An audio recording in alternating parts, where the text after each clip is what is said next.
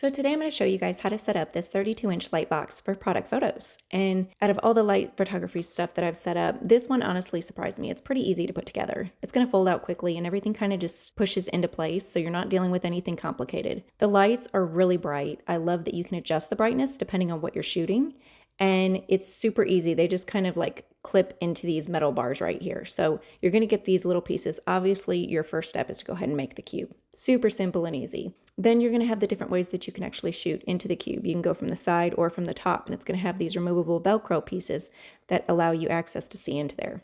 I absolutely think this is awesome because it's going to be perfect, especially if you're photographing anything that has lots of glare. Silverware, anything shiny, you know that any kind of light or ring light is going to show on it. So this light box is going to help prevent all that. It's a very large photo box, so I was excited about that because you can actually fit a lot inside of it. If you're taking product photos for Amazon, social media, or anything like that, this makes it so much easier to get that bright, even lighting without even overthinking it.